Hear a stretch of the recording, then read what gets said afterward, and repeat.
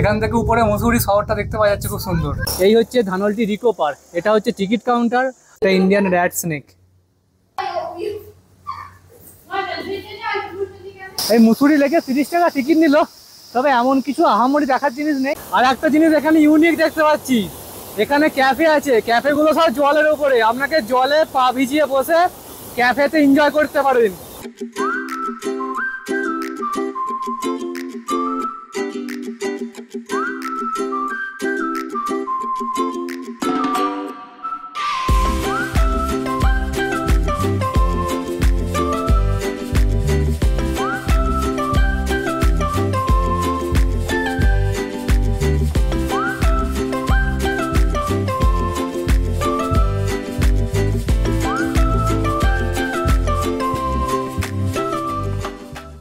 ধানলটির আর একটা পর্বে আপনাদের সকলকে স্বাগত জানাচ্ছি। আমি শোভন। এখন আমি আছি ধানলটিতে। আমি বিগত কয়েকদিন ধরে ঘুরে বেড়াচ্ছি উত্তরাখণ্ডের বিভিন্ন জায়গায়, আর তার ভিডিও করে দিচ্ছি আমার এই চ্যানেলেতে। আগের ভিডিওতে আপনারা দেখেছেন উত্তরাখণ্ডের একমাত্র সতীপীঠ মা সুরকন্ডা দেবীর সতীপীঠ, তার ভিডিও, তাতে আমি ডিটেলস বর্ণনা করেছি। যদি আপনারা সেই ভিডিওটা না দেখে থাকেন তাহলে নিচে ডেসক্রিপশানে আর উপরের আই বাটনে আমি দিয়ে দিলাম, আপনারা দেখে নেবেন। এখন আমি সুরকন্ডা দেবী টেম্পল ঘুরে এসে দেখতে এসেছি ইকো পার্ক। এটা হচ্ছে ধানলটির ইকো পার্ক। এই হচ্ছে ধানলটির ইকো পার্ক, এটা হচ্ছে টিকিট কাউন্টার। আর এইখানে অসংখ্য মানুষজন এসছেন আজকে ধানলটি ইকো পার্কে। দারুণ ওয়েদার, দারুণ দেখতে লাগছে সব কিছু। এদিকে দারুণ ভিউ আছে, আকাশ ক্লিয়ার থাকলে ওপর থেকেও ভালো দৃশ্য দেখতে পাওয়া যাবে, কিন্তু আকাশ ক্লিয়ার নেই। আপনারা দেখেছেন আগের ভিডিওতে, অবশ্যই দেখে নিয়েছেন, আকাশ ওখানে কিন্তু ক্লিয়ার নেই। এই হচ্ছে ধানলটির ইকো পার্ক, একটা প্রপার ট্রেল করা আছে। আপনারা এখানে এসে একটা নেচার ট্রেকিং করতে পারেন ছোটোখাটো, বেশ ভালো লাগবে। আর এখানে অনেক অ্যাডভেঞ্চারাস অ্যাক্টিভিটিও আপনারা করতে পারবেন। আর এইখানে টিকিট হচ্ছে 50 টাকা করে, কিন্তু যে জায়গাটা, সেই টিকিটটা একদম আপনার উসুল হয়ে যাবে। এই পাহাড়গুলোতে পুরো বরফ থাকে। এই পাহাড়গুলোর ঠিক পিছনে হিমালয়ের অ্যাকচুয়াল বরফের সিনগুলো দেখতে পাওয়া যায়। দেখতে পাচ্ছেন ওই পাহাড়টার ঠিক ভেতর দিয়ে কীরকম মেঘগুলো যাচ্ছে। এটাই হলো এই ইকো পার্কের টপ পয়েন্ট।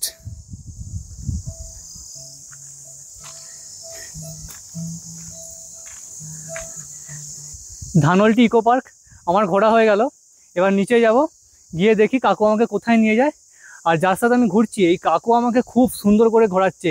কাকু যেহেতু লোকাল, তাই খুব ভালো আমাকে গাইড করে দিচ্ছে। আমি ওনার নাম্বার আর নাম নিচে ডেসক্রিপশনে দিয়ে দেবো, আপনারা কন্ট্যাক্ট করে নিতে পারেন। খুব রিজনেবল প্রাইসে আপনাদের এই পুরো চত্বরটা ঘুরিয়ে দেবে।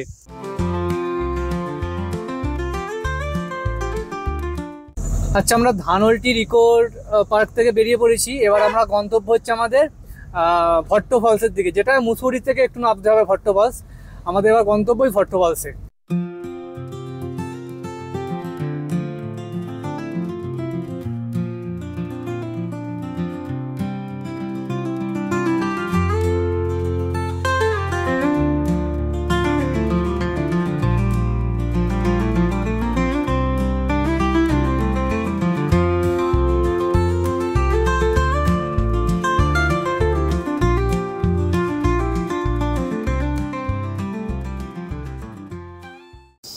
আমরা এখন মুসৌরি লেকের কাছে চলে এসেছি, আর আমার গাড়ি হচ্ছে আগে পিছনে পার্কিং করে দিয়েছে। আর এটা হচ্ছে আমাদের সেকেন্ড পয়েন্ট। এই যে রাস্তাটা, এই রাস্তাতে কিছুটা যেতে হবে, গিয়ে নামতে হবে। এই যে সিঁড়ি, সিঁড়িতে নিচে নেমেই হচ্ছে টিকিট কাউন্টার। কাউন্টার থেকে টিকিট নিয়ে নিই, 30 টাকা করে টিকিট লেখা আছে। কাউন্টার থেকে টিকিট নিয়ে নিচে নামবো। এই হচ্ছে টিকিট নিয়ে নিয়েছি, 30 টাকা টিকিট। হয়তো ফোকাসে ঠিকঠাক আসছে না, এটা দিয়ে নামতে হবে। আর ওই যে নিচে লেক দেখতে পাওয়া যাচ্ছে, ওই যে লেক, ওখানে আপনারা বোটিংও করতে পারবেন। আর ঝিঁঝি পোকার ডাক শুনতে পাচ্ছেন, বিভৎস ঝিঁঝি পোকার ডাক। উপর থেকে বেশ খানিকটা নিচে নামতে হবে সিঁড়ি দিয়ে। এই জায়গাটা বিশেষত বাচ্চাদের জন্য খুব ভালো, চিলড্রেন পার্ক যেরকম হয় সেরকম এই জায়গাটা। অনেক কিছু বাচ্চাদের জন্য অ্যাক্টিভিটি রয়েছে। নিচের দিক দিয়ে পুরো জল যাচ্ছে নিচেটা দিয়ে। আর এই হচ্ছে এখান থেকে সুন্দর দৃশ্য মুসৌরি লেকের। ছোট্ট ছিমছাম, কিন্তু খুব বেশ ভালো লাগছে জায়গাটা। চলুন একবার লেকটা পুরো রাউন্ড করে ঘুরে আসি। ওয়েদারটা খুব মনোরম রয়েছে। ধানলটিতে বেশ ঠান্ডা লাগছিল, মানে সুরকন্ডা দেবীর ওপরেতে যখনই দাঁড়াচ্ছি তখনই ঠান্ডা লাগছে, আর যখনই হাঁটছি তখনই গরম হচ্ছে। এখানে কিন্তু ওয়েদারটা বেশ ভালো লাগছে, গাছপালা বেশি আছে তো, তাই জন্য ছাওয়াতে বেশ সুন্দর একটা ওয়েদার আছে। এই যে জলটা এখান দিয়ে নামছে। এখানে আপনারা অনেক খাবার দোকান পেয়ে যাবেন, বিভিন্ন জুসের দোকান, অনেক কিছু মোমো টোমো সব বিক্রি হচ্ছে, এগুলো এখান থেকে কিনতে পারেন, কিনে খেতে পারেন। আর এই হচ্ছে লেক। এখানে বোটিংয়ের অপশানস আছে, আপনারা চাইলে বোটিংও করতে পারেন। ওই উপরে মুসৌরি শহর মেঘে ঢেকে গেছে, ওখান থেকে আমরা নেমে এলাম ওই পাহাড় টপকে, ধানলটি পাহাড়।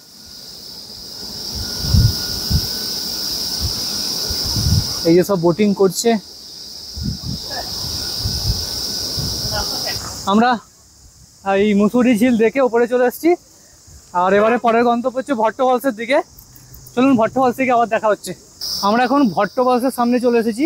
আমার পিছনে এই যে ভট্ট ফলস, ভট্ট ফলসের গেট এটা, রোপওয়ে এখানে, আর এই রোপওয়ে দিয়ে যাবো ভট্ট ফলসে। রোপওয়ে টিকিট কাউন্টার এদিকে আছে, হয়তো দেখি টিকিট কাটি, আর অনেকটা নিচে ভট্ট ফলস। এটা হচ্ছে ভট্ট ফলসের টিকিট কাউন্টার, আর গিয়ে দেখি টিকিট কত করে পড়ছে। এখান থেকে টিকিট নিয়ে নিয়েছি, টিকিট আমাদের পড়লো 250 টাকা পার পার্সন। নিচে যাবো, নিচ থেকে আবার উপরে উঠে আসবো। রোপওয়ে এসে গেছে, এটা করেই যাবো আজকে আমরা। রোপওয়ে আমাদের ছাড়লো, আর নিচে যাচ্ছি রোপওয়ে করে। এখান থেকে উপরে মুসৌরি শহরটা দেখতে পাওয়া যাচ্ছে, খুব সুন্দর। কেউ আপনারা রোপওয়ে করে না এসে পায়ে হেঁটে আসেন, সেক্ষেত্রে এই যে রাস্তাটা আছে, এই রাস্তা বরাবর নামতে হবে। অনেকটা নিচেতে, অনেকটা টাইম লেগে যাবে, অনেকটা কষ্ট। তার থেকে রোপওয়েটা বেস্ট অপশান।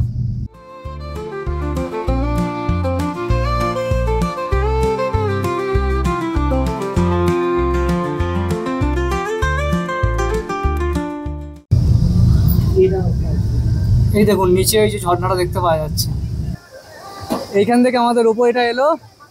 আর এই হচ্ছে ভট্ট ফলসের এলাকাটা।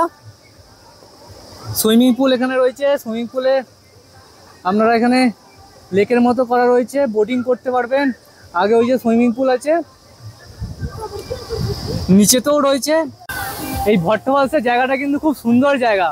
এর যে 250 টাকা রোপওয়ে টিকিট নিল, এটা কিন্তু একদম বেস্ট। ঠিক আছে, ওই টাকাটা দেওয়া যেতেই পারে এত সুন্দর জায়গাটা দেখার জন্য, খুবই ভালো। আপনারা অবশ্যই ভট্ট ফলসে আসবেন। অনেকে ভট্ট ফলস আসেন না, মুসৌরি ঘুরতে হলে শুধুমাত্র কেএমটি ফলস থেকে চলে যান। তো কেএমটি ফলসের ছোট বোন বলতে পারেন এই ভট্ট ফলস। এই হচ্ছে ভট্ট ফলসের সামনে চলে এসেছি। জলের প্রেসার দেখেছেন কিরকম?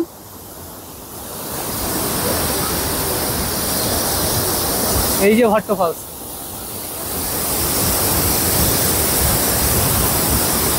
অ্যাকচুয়ালি এটা স্নান করার একটা খুব সুন্দর জায়গা। আর একটা জিনিস এখানে ইউনিক দেখতে পাচ্ছি, এখানে ক্যাফে আছে। ক্যাফেগুলো সব জলের উপরে, আপনাকে জলে পা ভিজিয়ে বসে ক্যাফেতে এনজয় করতে পারবেন। বাহ, এটা একদম ইউনিক, এটা আমি আগে কখনো কোথাও দেখিনি। এদিকটাতেও দেখুন, এদিকটাতেও আছে, জলেতে পা ডুবিয়ে বসে এনজয় করবেন এখানে। খাবারের দোকানও রয়েছে, তবে একটু কস্টলি হবে, স্বাভাবিক। এই যে ইউনিক জিনিসটা, যে জলেতে পা ডুবিয়ে বসে খাবার খেতে হবে। দেখতে পাচ্ছেন কত লোক খাচ্ছে। এটাই হচ্ছে ভট্ট ফলসের একটা ইউনিক জিনিস। ভট্ট ফলসটা দেখা হয়ে গেল, এবারে আমরা যাব হচ্ছে মুসৌরি আসার পথে একটা মহাদেবের মন্দির পড়ে, ওই মহাদেবের মন্দিরটা। চলুন তাহলে রোপওয়ে করে আবার ওপরে উঠি। আমি ওপরে উঠে সেই মন্দিরে গিয়ে আবার আপনাদের সাথে জয়েন হচ্ছি। আচ্ছা, আমরা এখন এসেছি মহাদেবের মন্দিরের সামনে। এই হচ্ছে এটা মহাদেবের মন্দির, যেটা মুসৌরি যাওয়ার রাস্তায় পড়ে। চলুন ভেতরে যাওয়া যাক মহাদেবের মন্দিরে। আপনাদের একটা ছোট্ট করে ভিডিও দেখিয়ে দিচ্ছি মহাদেব মন্দিরের।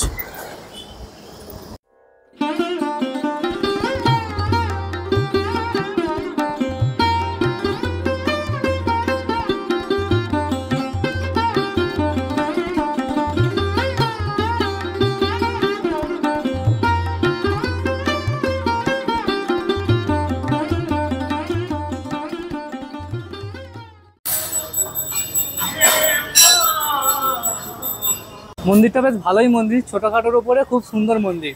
যাওয়ার পথে একবার দেখে নিতেই পারেন এই মন্দিরটাকে। আমরা এই প্রকাশেশ্বর শিব মন্দিরটা দেখে নিয়ে দেরাদুনের দিকে যাচ্ছি, আর যাবার পথে পড়বে দেরাদুন জু।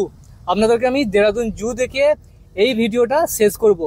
দেরাদুন জু এর কাছে চলে এসেছি, এটা পার্কিং এরিয়া, আর দেরাদুন জু এ ঢুকবো ভেতরে, দেখি কত করে টিকিট। এই হচ্ছে দেরাদুন জু। আগে এটা ডিয়ার পার্ক ছিল, এখন এটাকে বড় করে জু করে দিয়েছে। এর ভেতরটা কিন্তু খুব সুন্দর, ভেতরে মিউজিয়াম রয়েছে, তবে হয়তো আমি মিউজিয়াম ঢুকবো না। এই হচ্ছে টিকিট কাউন্টার দেরাদুন জু এর। দেরাদুন জু এর ভেতরে ঢুকলাম। এখানে টিকিট হচ্ছে 3 রকমের টিকিট হয়। শুধু এন্ট্রি ফি যদি হয় সেটা হচ্ছে 30 টাকা, একটা ক্যাকটাস গার্ডেন রক গার্ডেন রয়েছে সেটার জন্য 10 টাকা, আর একটা অ্যাকুয়ারিয়াম রয়েছে সেটার জন্য 50 টাকা। সব মিলিয়ে 90 টাকা টিকিট হয়। আমি 30 টাকা, 10 টাকা, 40 টাকার টিকিটটা কেটেছি, অ্যাকুয়ারিয়ামের টিকিটটা আমি কাটিনি। আমি ভেতরে চলে এসেছি দেরাদুন জু এর। আর ঢুকে সামনেই রয়েছে একটা ফান পার্ক, যেটা বাচ্চাদের জন্য খুব ভালো। ভেতরে সব ছোটা ভীমের মানে মূর্তি করা আছে। এইখানে এসে কোনগুলো কোন দিকে আছে সেটা একটা মার্কিং করা আছে। Adventure, crocodile, snake, aquarium, leopard.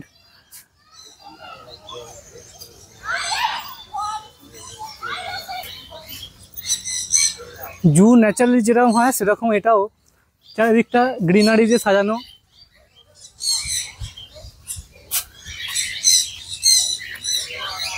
আওয়াজ শুনতে পাচ্ছেন? ককটেল, এটা হচ্ছে অস্ট্রেলিয়ান ককটেল।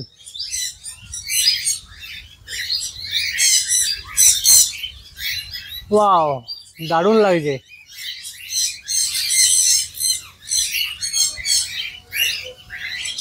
এখানে আছে ময়ূর, এই দেখুন উড়ে যাচ্ছে। এর ডিটেলসটা এখানে দেওয়া আছে। এরকম বসার জন্য জায়গাও করা আছে। আর এখানে ওই যে বিভিন্ন অ্যাডভেঞ্চারাস অ্যাক্টিভিটিগুলো করা যায়, তার জন্য এখানে ব্যবস্থা রয়েছে। তবে মনে হয় না যে এখন হয় বলে, বন্ধ হয়ে গেছে মনে হচ্ছে। এটাকে কি বলে আমি ঠিক জানি না, আপনারা একটু নিচে কমেন্ট করে বলে দেবেন এটাকে কি বলে। প্রচুর গ্রিনারি চারিদিকটাতে। এর যে নেচার ট্রেলটা করা আছে, এই নেচার ট্রেলটা খুব সুন্দর নেচার ট্রেল। যেটা ধানলটিতে ইকো পার্কে দেখালাম, ওর থেকে ভালো নেচার ট্রেল এই নেচার ট্রেলটা। সব থেকে খারাপ লাগে এই জিনিসগুলোকে, কাঠের পুলের মতো করা আছে।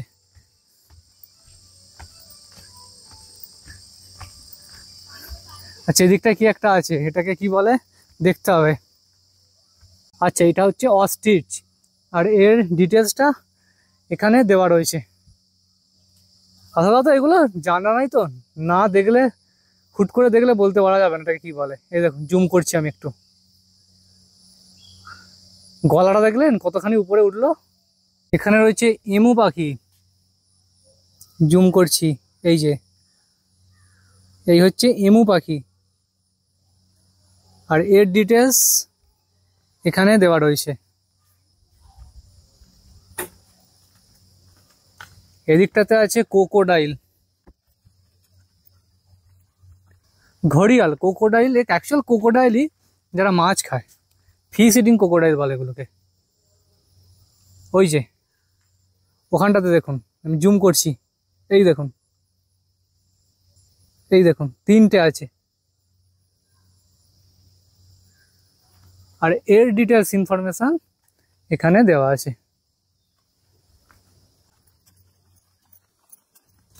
এই দিকটাতে আছে ক্রোকোডাইল, এই যে বড় বড় দুটো, 3টে, দুটো নয় 3টে, এদিকে আর একটা আছে। আর এরও ইনফরমেশন এখানে দেওয়া আছে। এইখানটাতে সব কচ্ছপগুলো রয়েছে, ওই দেখুন সব কচ্ছপগুলো, জলে দেখুন সব কচ্ছপগুলো আছে। এদিকটা হচ্ছে অ্যাকোরিয়ামটা, এইটাতে আমার টিকিট নেই। আর এটা হচ্ছে স্নেক হাউস, এটা যাব না, এটা আমার টিকিট নেই, এটা যেতে পারবো না। আর খুব সুন্দর সাজানো গোছানো। একটা পাইথন, এই যে নাম এবং কোন ফ্যামিলির আইডেন্টিটি সব কিছু এখানে লেখা আছে। এদিকে এটা বার্মিজ পাইথন, এই দেখুন, ওয়াও, মুখটা চাগিয়েছে, নামাচ্ছে দেখুন।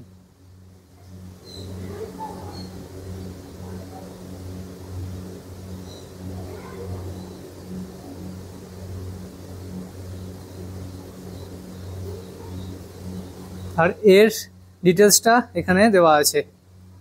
টপ 10 যে সাপ আছে তাদের লিস্ট এখানে খুব সুন্দরভাবে দেওয়া রয়েছে। আর সাপের কোন অংশটাকে, মুখের কোন অংশটাকে কি বলে সেটাও এখানে খুব ভালো করে একটা চিত্র করে সেখানে দেখিয়ে দিয়েছে। আচ্ছা, এটা হচ্ছে অ্যালবিনো পাইথন, সাদা অজগর। এটা একটু জুম করছি, দেখুন, এই দেখুন নড়াচড়া করছে। এর মুখটা কোন দিকে গেল? মুখটা এই পাথরের আড়ালে ঢুকে গেছে। দাঁড়ান, এই যে ব্যাপক দেখতে, এর আগে কখনো দেখিনি এটা। আর এর ইনফরমেশনটা এখানে দেওয়া আছে। এইটা হচ্ছে ইন্ডিয়ান রক পাইথন, আমাদের ভারতীয় পাইথন এটা। আর এর ইনফরমেশন এইখানে দেওয়া আছে, পজ করে দেখে নেবেন, তাই জন্যই সব দিয়ে দিচ্ছি।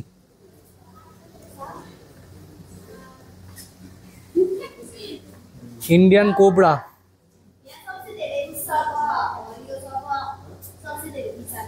দেখুন ইন্ডিয়ান কোবরা।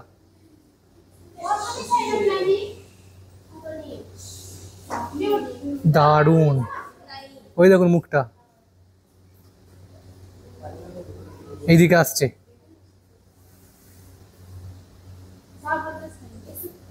আর এর ইনফরমেশনটা এখানে দেওয়া আছে। আচ্ছা, এটা হচ্ছে রাসেল ভাইপার্স, এই যে এইখানে আছে। দেখুন মুখটা কিরকম উঁচু করে আছে, দেখুন। আর এর ইনফরমেশন এখানে দেওয়া আছে।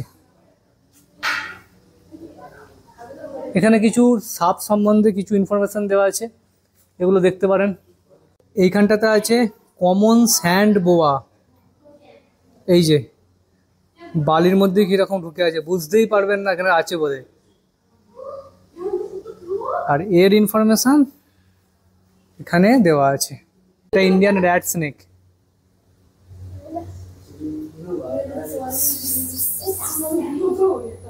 অনেকগুলো আছে এখানে।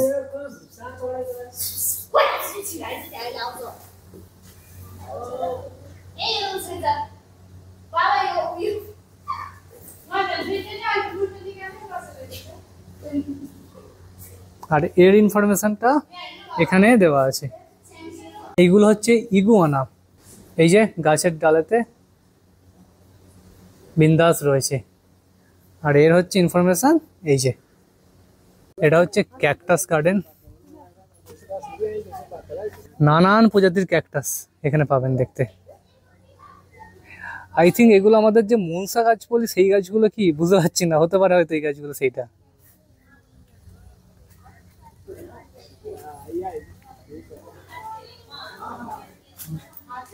প্রচুর ক্যাকটাস রয়েছে, প্রচুর ক্যাকটাস।